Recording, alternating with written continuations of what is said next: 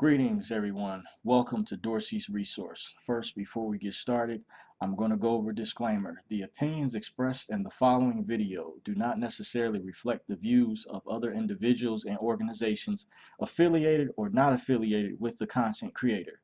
Copyright disclaimer. Citation of articles and authors in this report does not imply ownership. Works and images presented here fall under fair use. Section 107 are used for commentary on redemption-related topics, illustrations, documentary articles, opinionated critique, etc. Furthermore, pursuant and reference to Section 107 of the Copyright Act 1976, allowance is made for fair use for purposes such as criticism, comment, news reporting, teaching, scholarship, and research. Community guidelines disclaimer. The points of views and purpose of this video is not to bully or harass anybody, but rather share the opinions and thoughts with other like-minded individuals curious about the subject to encourage conversation and awareness. And here's a last disclaimer I normally give. Please keep in mind everyone's individual circumstance or situation is different. It's up to every individual competent person to please do his or her own homework and research regarding the matter being discussed. This information is not to be construed as legal advice. In the event you feel you need to seek a competent professional, it is encouraged that you do so at one's own leisure. Dorsey's Resource is not responsible or liable for any misuse of this information. These are simply my opinions on the topic. With that being said, all rights are reserved. And I want to thank you all for joining me, those who continue to follow me, all my subscribers. I greatly appreciate you. I have an action-packed video. I have a plethora of information to cover. The topic of this video, of course, you all can see from the screen capture, is going to be called Hidden Adhesion Contracts and Legal Definitions. So bear with me. I may be jumping around. I don't know how long this video is going to be. This is like a dry run. I may have to do like a part 2, a part 3, even break this up in sections. But I wanted to show you all that there is evidence to the so-called redemption information education. So without further ado, as you guys can read, you guys can see from this video, this what the screen capture enables me to do is you guys can see on whatever devices that you're watching me on, you can see the definitions, the quotations, the terminology that I'll be reading from that will help substantiate credibility for those that say that this information is hearsay, it's made up. By the way, there's a lot of information. So I'm going to be jumping around different parts. Like I say, it may have to be a part 2. But right here, I want to jump into, this is an actual case law from a particular case called Bank One versus Ward. There's someone some years back, a paralegal who I was in contact with, or either a friend of his gave me this, but the paralegal, however, he did use this particular case law, and I want to prove that this was actual case. If you go back up, you may be able to pull this up online if it's still online. You should be able to pull this up. Now, I don't know if they sealed this case, but however, this was legitimate from what I understand. There was a guy that I know who had success. There was a paralegal. He used a instrument in a particular manner that went through. So negotiable instruments or discharges do work, but you have to know what you're doing. And I did give a disclaimer. This is not legal advice, but this is just to prove and validate there are people that do have successes. There is truth to this information. Not everything is a scam, as certain gatekeepers and minions out there will have you believe that everything is just a myth or hearsay. I'm going to scroll down to, there's a section in here. I'm not going to read the whole thing. I just wanted to show you guys the evidence. There was a bill of exchange in here. I actually had saw the instrument before. And it's referred to as a negotiable instrument. That part is just talking about where it's processed through, but this is to give you all illustration. So far, I'm going to kind of scroll through. As you see at the bottom, this is a copy. This is in reference to. So go back to the disclaimer real quick. I'm going to jump into that. This was the event I attended some years ago. Just had that pulled up on a side note for those of you all curious, because there's individuals out there that tried to say that I was just making things up. And I want to show I do keep documents. I retain information for record purposes to validate, substantiate the information that I do go over. I'm the with If I am able to start a Patreon account down the road, I will be able to go more in depth with these types of things for those of you all who are willing to donate and help assist. It does take resources in going over this heavy, high level type of information. And because there's certain things, YouTube is very public, and to respect the integrity of the high level in-depth information that I can show, documents, supporting documents that I do still have in my possession, and other files and data, because a lot of minions and trolls will make it difficult, especially if I create a tier system with Patreon, as it was shared with me, for some of the high level stuff to prove. But as you see, this document I pulled up, it has the definition of adhesion contract, which states distinctive feature of adhesion contract is that weaker party has no realistic choice as to its terms. Black's Law Dictionary, 5th edition. It says the acceptance of benefits offered by the government, a juristic corporate institution, is the grand finale of events that causes one to be liable for paying taxes, since the acceptance of these benefits create a contract. When correctly understood, the acceptance of any government benefit hails in the legal principle known as quid pro quo, meaning something for something, the mutual consideration which passes between the parties to a contract and which renders it valid and binding. See Black's Law Dictionary, 5th edition. In other words, there is no free lunch tickets. Okay, some of this information I'm just going to scroll through, but to show a quick illustration, I did a previous video where I went over some things related to this instrument. Here's a partial list of certain contracts, and there's some that are not listed, but this is just a short list that of contracts that many are familiar with. Number one, such as the use of Federal Reserve notes. Number two, private insurance programs. Number three, Social Security. Number four, marriage licenses. Number five, bank accounts. By the way, and I can go more in depth with some of these. And in this document, which is it's quite long, I'm not going to go over each one individually, but I believe this document, and I also have another one as well, if I have time to go over, goes over each section of these. By the way, you have, of course, vehicle registration, utilizing commercial notes, voter registration, use of credit, birth certificate, involvement in the Uniform Commercial Code. That's like, for businesses, and things do get involved in that for certain types of uh, businesses and things of that sort, business licenses. You have driver's license, citizenship, by the way. So this is just a partial list to give you all an idea. When I first got in the movement, a lot of people ask me, they say, Dorsey, where do I start from? And what I suggest, what I did is I went online back then. There was still a lot of information that was still online that you could read before it was removed and taken offline. And I think Scribd, that particular site where they charge for the documents, they took a lot of those documents. And a friend of mine looked up and told me that that's owned by the Discovery Channel. So it looks like a big corporation came in.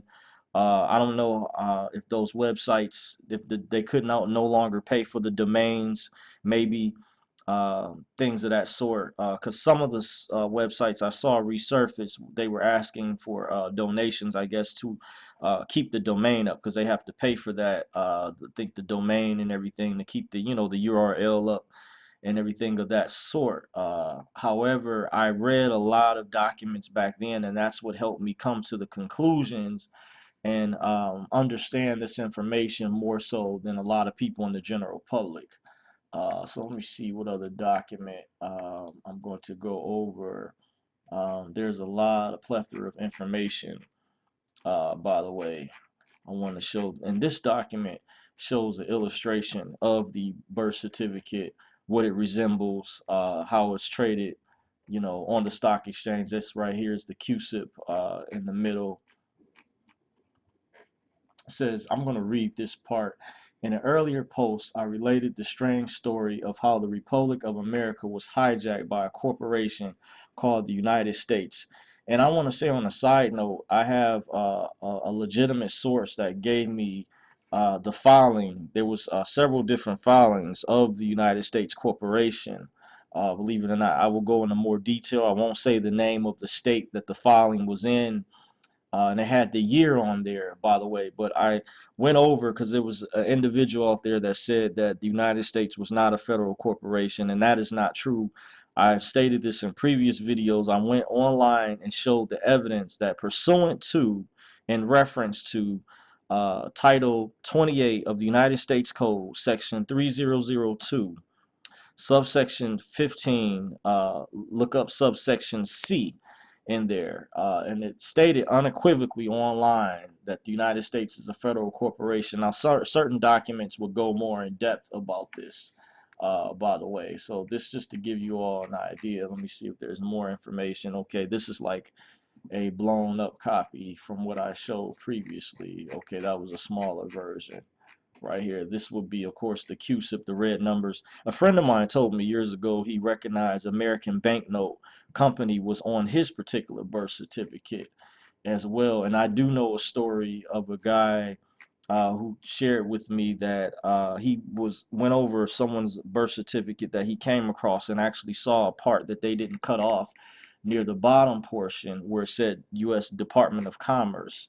And there was, okay, it mentions it in this part right here, how after it's registered, the state makes a certified copy and sends that to the Department of Commerce. So I know a guy, he mentioned to me he saw someone else's birth certificate. This is from a third party, and he saw where they a section at the bottom where it was not completely cut proper. It still kept like a good portion of the long form at the bottom where it said Department of Commerce. So this is a separate document. So I can corroborate stories like when law enforcement detectives and investigators investigate crimes where they haven't been there at the scene when the crime was committed, but they gather evidence and lead to clues where over maybe 70%, 80% of the cases through accuracy, and nowadays because of DNA evidence, this is similar. We can create a paper trail, and I can corroborate stories people have told me firsthand. With this is a totally separate document that I just came across. I've had, but some of these documents I'm reading for the first time can corroborate the stories, reports that people have told me personally to show credibility behind this information that I go over. And I mentioned this time and time again, so I want to assure my subscribers that this is not hearsay. There is truth to this information. And some things I'm just going to scroll through. I won't speak on, but you all can read between the lines. You know, as you see Fidelity in here, I actually met a broker who followed me, got a chance to meet some time ago, who shared some things privately with me, actually showed me, went through the process how to look up the QSIP related to the birth certificate to see what the value was that it was trading at the time. However, I want to say too, there's people that have asked me, do I know specifically how to get access to the QSIP? I do have a source, however, uh, that information is high level. I won't go into that. That was somebody separate from a reliable source that I have that shares pertinent information with me. And that's just certain information. I went over a lot of documents even before to let you guys know before I do these videos. It takes time. As you see, I've already pulled up many of these documents with a plethora, a boatload of information to go over, and some things I have to remove because it's just too heavy to be put out there in the public, because there's people that do things and don't have the proper discipline, the proper education to understand the magnitude of the harm that it can cause. Because you have to understand too, not everyone in the public is aware, or certain even gatekeepers and people who work for public institutions are not trained on this type of information. Now some of them, maybe supervisors or higher ups, are, so don't let that discourage you. However, when you're utilizing some of these processes, I heard a testimony recently that someone had confirmed a story similar to a story I shared with them that they came across a supervisor who was I won't go into all the details at all, was aware of some information related, but the lower level person wasn't. Very similar to the banks institutions, how they're aware of certain things where lower level teller has to get their supervisor boss, and then they're able to pull up a back screen, or they, you guys get the drift, the point that I'm making. So without further ado, I'm going to go on to the next document. Okay, I'm not going to really touch on that document. This portion right here says the birth certificate issued by the state is then registered with the U.S. Department of Commerce, the executive office, specifically through their own sub-agency, the U.S. Census Bureau, which is responsible to register vital statistics from all the states. Thus, the birth certificate is registered in international commerce. The word registered, as it is used in commercial law, does not mean that the all capital version of the name was merely noted or recorded in a book for future reference purposes.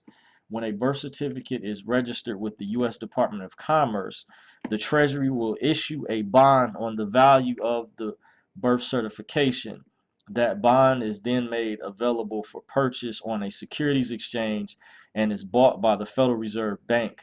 This purchase then becomes the authority or collateral to issue Federal Reserve notes, which we use as a medium of exchange. In the back that there's a document that I have, I can always find it again, where the Congress, they held a congressional session some years ago where they stated that the currency is backed by the full faith and credit of the people. And this paragraph I just read, if you really take a close look and you have your eyeglasses on and you analyze what I just read, it just confirms that. So here, once again, to corroborate, and if I read a little bit more, it states the value of the bond in today's world is 630,000. Mind you, this document is older, so it matures over time. It's a lot more than I think this figure now that I'm quoting from, but this is to give you an idea. It said the bond is then held in trust for the Federal Reserve at the Depository Trust Corporation at 55 Water Street in New York City, about 2 blocks down the street from the Federal Reserve. It is a high-rise office building, and the sign reads the Tower of Power. Now, I've never been to New York before, so I don't know if it still states that on there. It could have been removed, just like I heard the murals were removed at the Denver airport.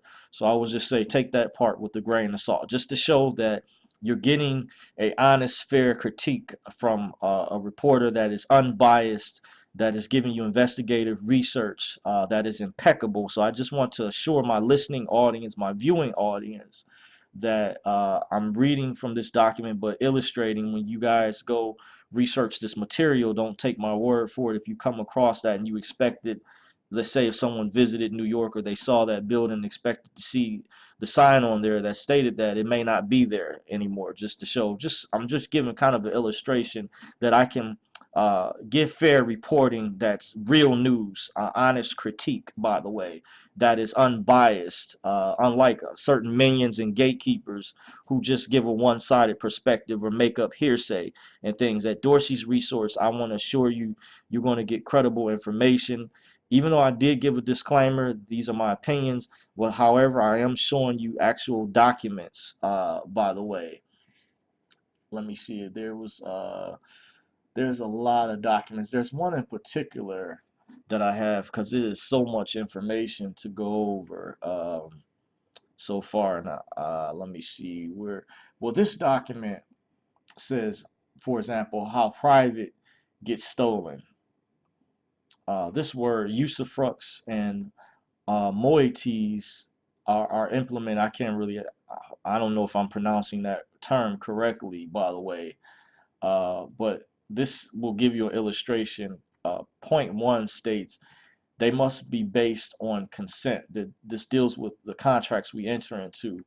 The entire civil statutory codes are consensual because domicile is consensual and they don't acquire the force of law without consent. See Federal Rules of Civil Procedure 17. These are actual laws. In the court system, they're strict upon, they follow a procedure. They have the root, like you have rules of civil procedure. This is a key section I'm going to read from in part 2. It says using words of art to confuse public and private status of property ownership. That's one thing what makes this information difficult for people to understand is it's been designed this way on purpose. That's why I stated when I did the previous video, look up the one I did on key quotations and key terms. And that was kind of a redo of some other videos on why the definitions and quotations are important and how they use trickery. Um, I'll go to section 3. It says changing the domicile of the party using words of art to move it to what Mark Twain called the district of criminals. Okay, this is done by confusing geographical terms United States and states with corporations and legal persons called United States and state. That is correct. They do not do a good job distinguishing. There was a content creator's channel I was looking at where he had contacted, I think, the State Department that deals with the passport information. And the first person he spoke to kept insisting that he was a U.S. citizen, but understand there's a different um, definition and interpretation. I may get to it later, if not in this video, another video that he was stating do not confuse the two. But however, the way we've been taught growing up, that people think the basic Webster's dictionary, the definitions have the same application with the Black's Law, some of the same words, and that is not true. For example, the word understand, we were taught in the Webster's dictionary, means to comprehend. However, in the legal system, it has a totally different meaning. And this is just using this as an example. This is true with numerous other terminologies, words. They have a entirely different legal meaning. So when you think one thing is what, so this illustrates how we get confused, and while many people go into the courts don't know how to defend themselves and get hemmed up. And we should have been learning this information. I say even going back to elementary school. When you think about it, at the end of the day, the judicial system, when you hire lawyers, just like debt collectors, purchase debts from institutions, corporations, and then banks purchase debts from them. They're acting as third parties. When there are ways, if you are proficient, you can represent yourself. But this information is so sophisticated for the average person, or for most people, this has been done purposely. Most people say, hey, I'd just rather hire a lawyer instead of doing all the research and thing on my own. They just get in the habit of wanting to pay people. But however, when it comes to operating just in basic commerce, your rights as an individual, human being, person, you see all the time on the news people's rights being violated in many different types of instances without going into the details. So that's just to give you all, okay, I went over, I said I wasn't going to go over that document. See if I can find some others. Okay, here. Um, this is this document right here. This is a page 446 out of 460.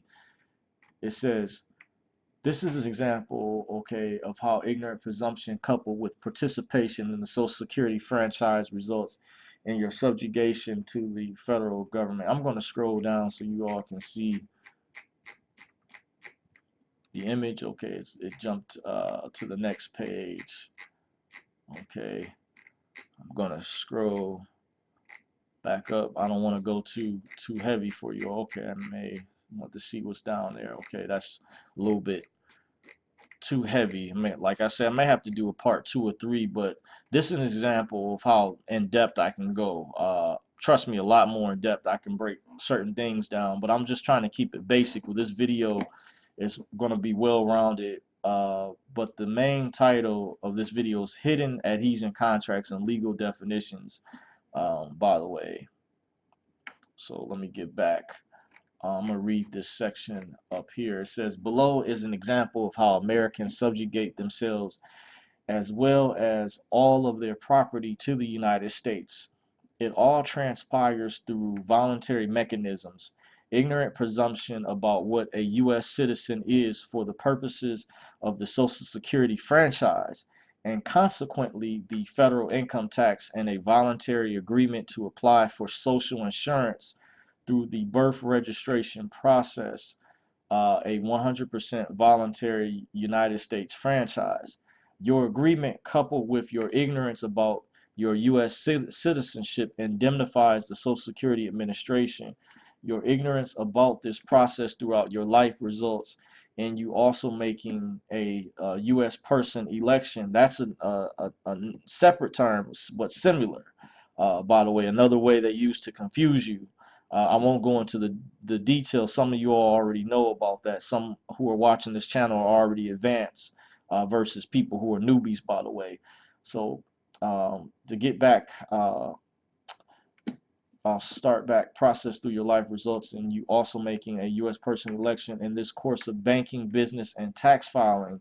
Your additional ignorance about the indirect excise nature of the federal income tax leads you to believe that working and banking is otherwise impossible without a social security number, a myth widely accepted across the nation by not only the people in general, but by those most responsible for doing the dirty work for the United States. Says the gatekeeper. Interesting. Wow. Now, I don't know, by the way, guys, just if you're wondering, this is a PDF file. Who did this particular document? This was an excellent document, and parts of it, I haven't even read the entire thing. I've just scrolled through it before, but I could tell from when I went over it in the past, even more recently to put this video together, it has a lot of powerful illustrations. And I know there'll be some things because of my experience in the movement, just to give you guys a sneak preview, if I'm able to, God willing, down the road, start a Patreon account. And for those out there that feel they like my unique opinion on some of these topics or the way I break things down, you can donate, and it will be going towards my intellectual property by the way I break things down. Because I figure, hey, we all have to eat, we all have to earn a living at the end of the day. It's people easily, will go spend money tickets to a Beyonce concert, a Jay-Z concert, or see Metallica or whoever out there, but won't want to pay the money for their freedom. That they just want information for free. At the same time, I myself contributed to other content creators and um uh, I would say individuals that shared, that taught this type of information, and groups of people that I work with genuinely who we collaborated. We would put our money together. That's another idea, to purchase webinars and material to learn this type of powerful information, by the way. So I, took it serious for those who are interested, just to give an illustration. But because I'm going to say this too on a side note, I was having a discussion about this particular gatekeeper. I'm going to go, has no right to tell people what to do unless she's an attorney and has been officially retained. The decisions we make are only as good as the decisions that we make in life.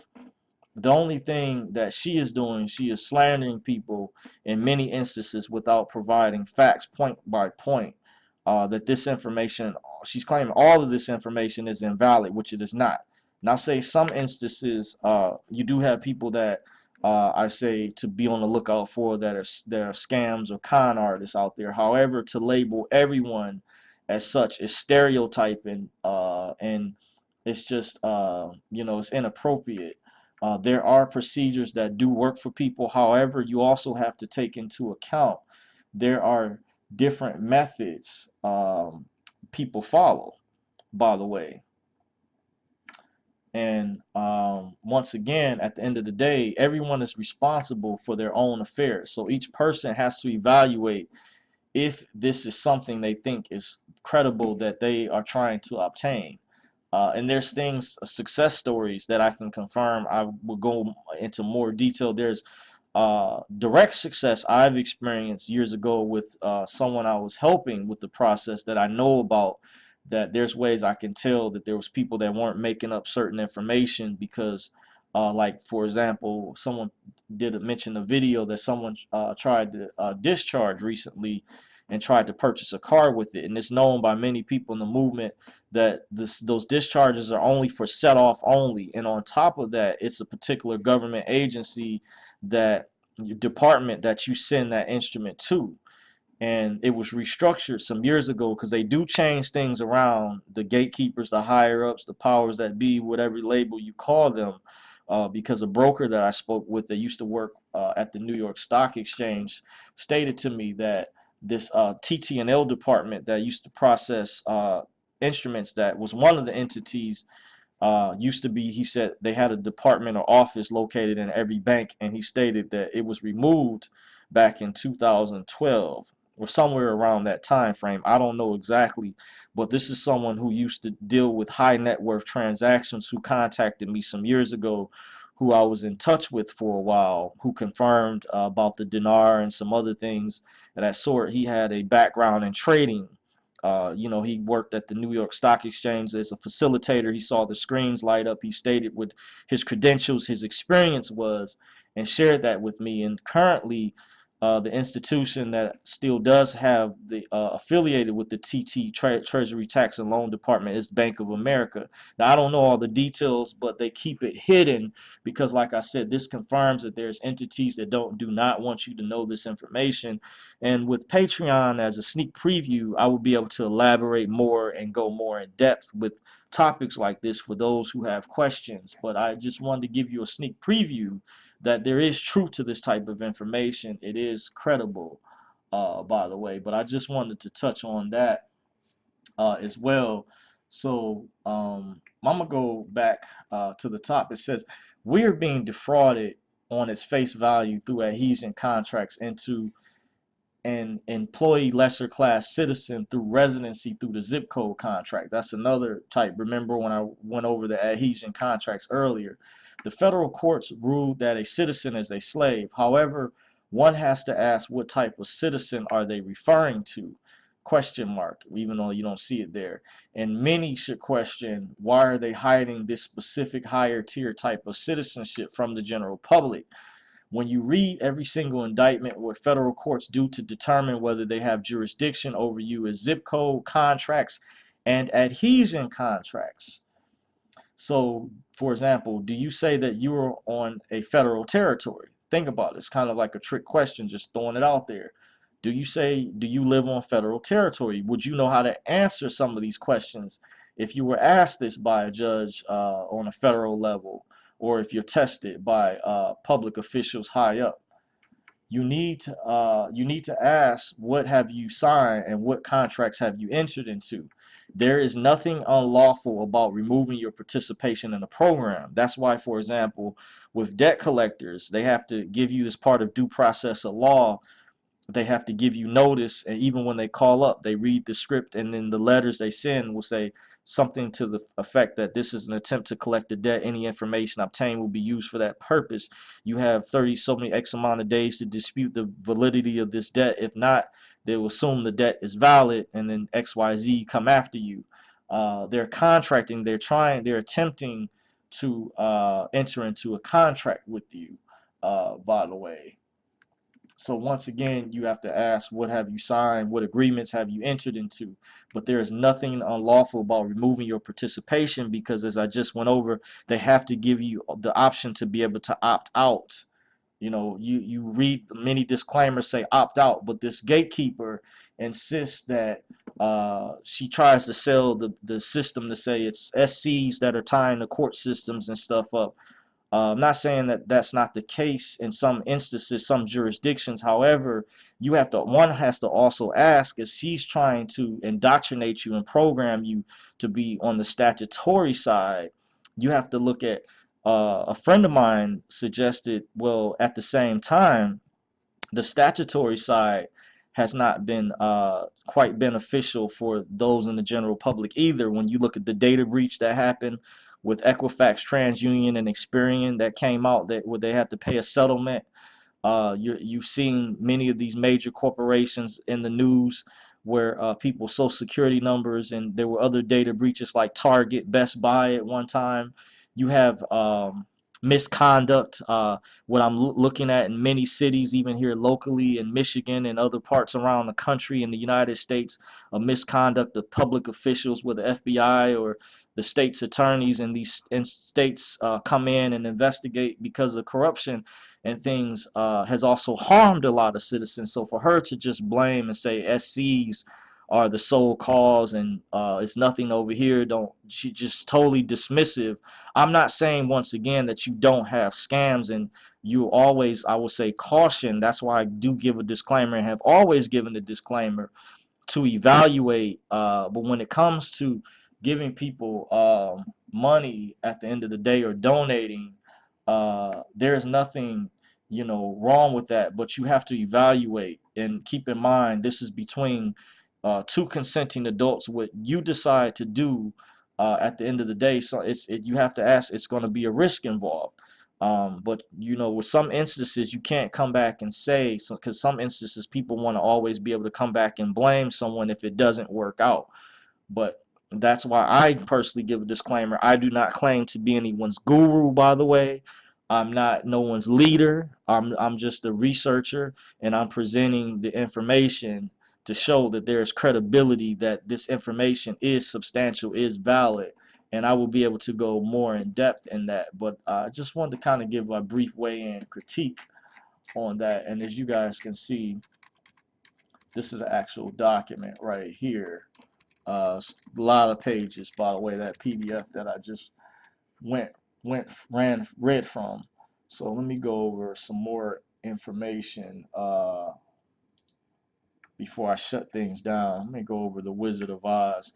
I went over this briefly before, the Wizard of Oz allegory. I may scroll down and read some of it. It says, such as the movie Wizard of Oz, an allegory, the state of affairs we now live in today, an allegory of the unfolding New World Order that was instituted in America via the stock market crash in 1929 and the bankruptcy of the United States in 1933. The setting of this allegory is in Kansas, the heartland of America, the geographical center of the USA. I've heard that before, that the state of Kansas, that is the geographical center. For those who may be into sacred geometry or other things of symbolism. In came the twist of the whirling confusion of the Great Depression, the stock market crash, the U.S. bankruptcy, and the theft of America's gold. Also, on a side note, keep in mind that this movie was based off, there were books written before the movie came out. And in the book that came out approximately around 2014, a year after the Federal Reserve Act was created, Dorothy wore silver slippers in the book, and when she followed the yellow brick road, that symbolized the silver following the gold out the country, by the way. Notice when she wore the red slippers in the movie, that symbolized how when you sign documents by blood, your wet ink signature, your signature is actually your most valuable possession. And legally, your signature is your property. That's actually the estate, not referring to the brick and mortar buildings or the physical land, but literally within itself, because your birth certificate was filed. It's registered, as I read earlier, through the Department of Health, Department of Commerce. You saw the Federal Reserve's role, which it runs through the Department of Vital Statistics, which is under the Department of Health, which runs through the Department of Agriculture. So they don't understand it's in the estate or state records of people filed in the county.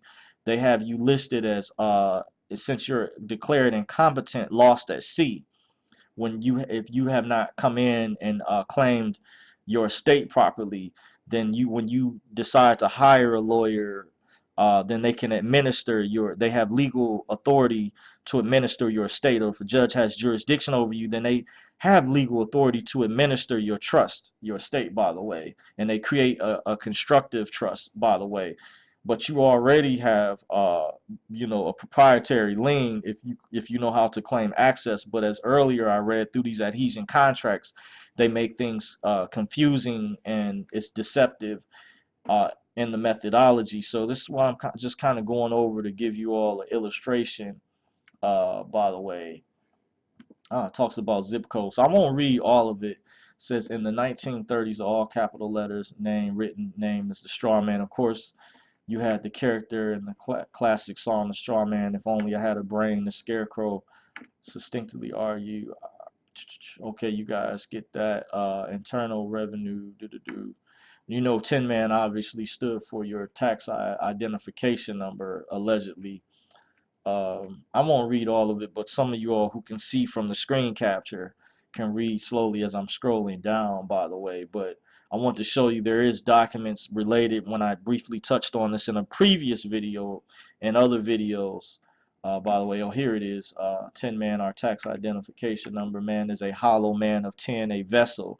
That's right. Pursuant to Title 9 of the United States Codes, they consider you a vessel of the United States, by the way, which is tied in with the term res. Because there was a sister I was trying to assist a couple years ago, and she passed away. Unfortunately, I found out down in the Virginia area. Her son at the time had got caught up on a gun charge, and he was a rapper. She told me, by the way, he had performed with Big Sean even at one time. I actually met him briefly and trying to assist her. Was make a long story short, she told me she went to court and trying to defend him, and she told the judge that I claim I have power of attorney over my son, and the judge told her, he said ship failed, referring to a vessel. And I knew what he meant. I said, "Wow, he's speaking in code legalese." That meant that they had already seized her son's vessel. They took his Langus, and when she told me he took a plea deal already, that's one thing. I won't get into all the details why they set that up to make things convenient. Um, easy on both sides if you're dealing with the situation of that magnitude, and you definitely don't know this type of information.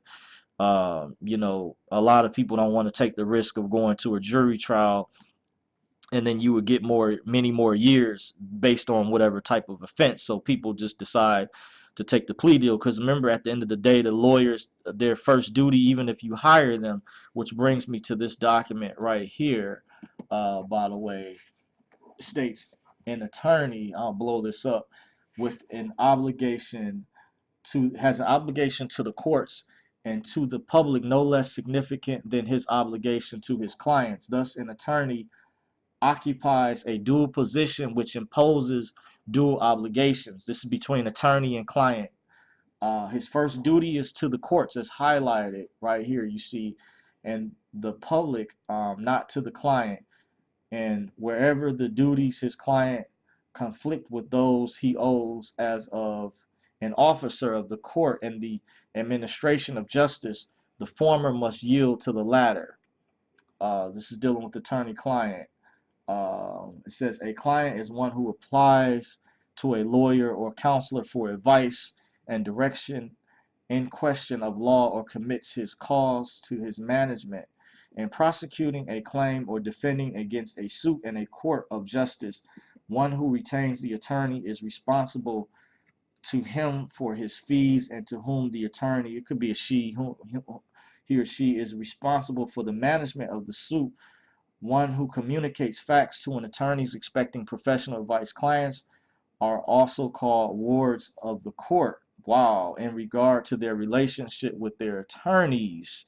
See, this is key. I'm reading from, and this terminology is kind of small, by the way.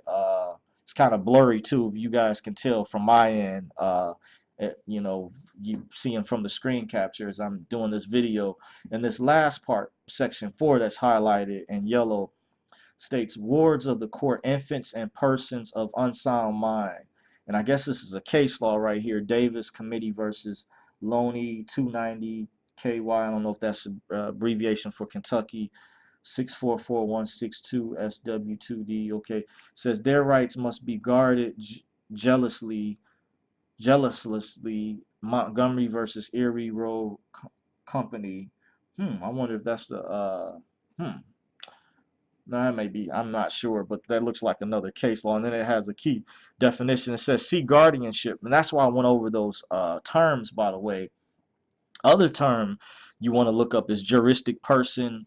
And that leads me back to the definitions. Let me see if there was any more heavier stuff. Well, there was a lot of stuff I had pulled up, by the way.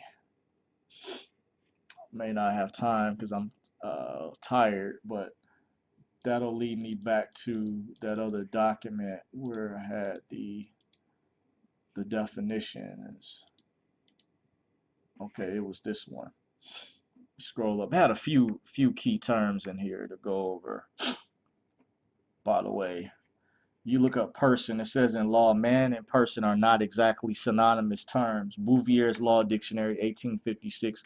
One Bouvier, I guess that may refer to a case law. I'm not reading some of those terms above it because I feel that's too esoteric for the time being. That deals with the word human being and monster, what that means.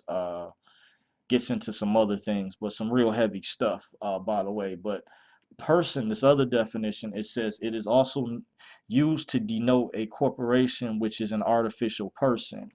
And I guess here's another case law to support that, as you guys can see from the screen capture as I'm scrolling the mouse over. Here's a third definition of person. It says in general usage, a human being. The natural person, that's actually a separate, distinct definition that's hidden.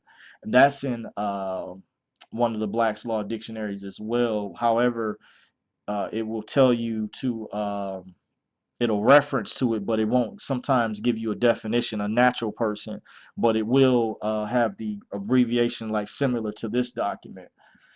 So this portion is telling you, though by statute, term may include labor organizations, partnerships, associations, corporations, legal representatives, trustees in bankruptcy or receivers. Black's Law 6th edition.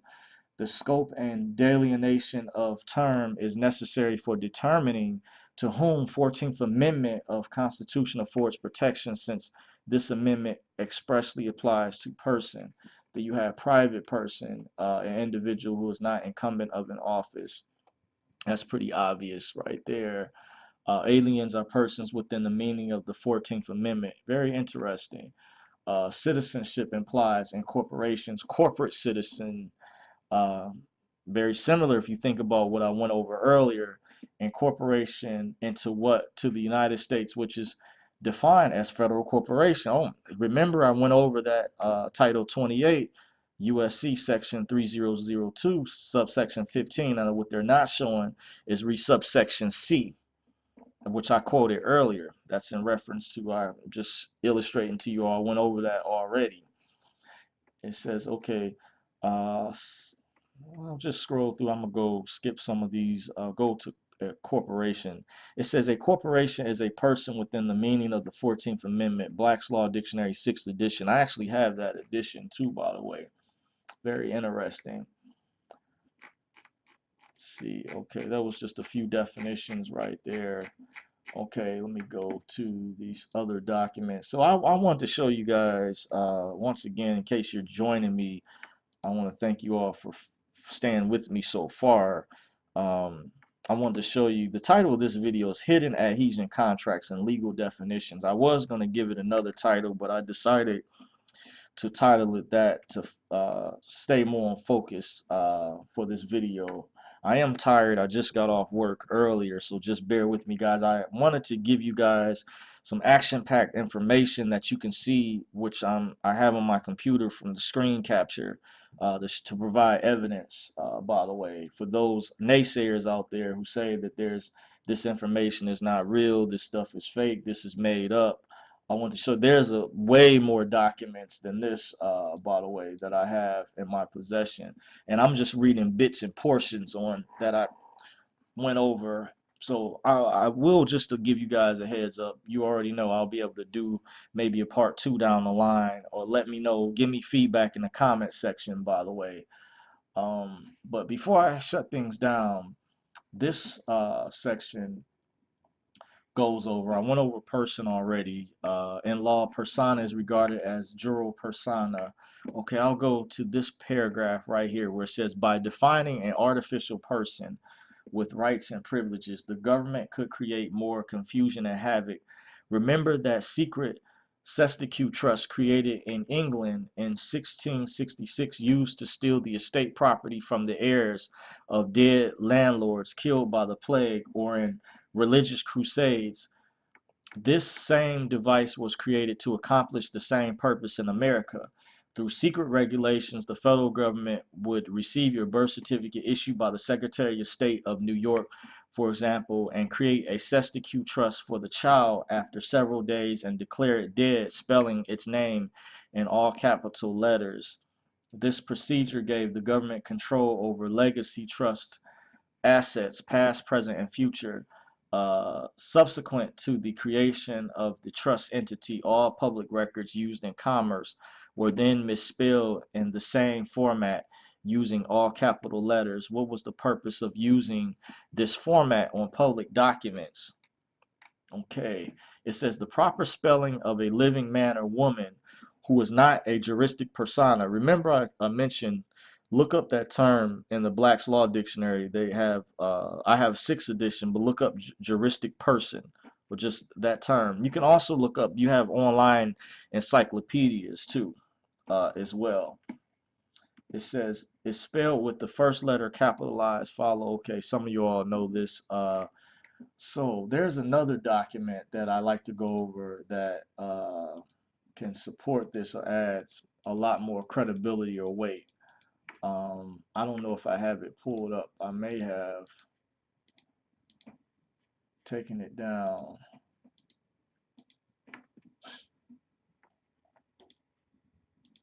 Okay, I guess I may have X'd out of it.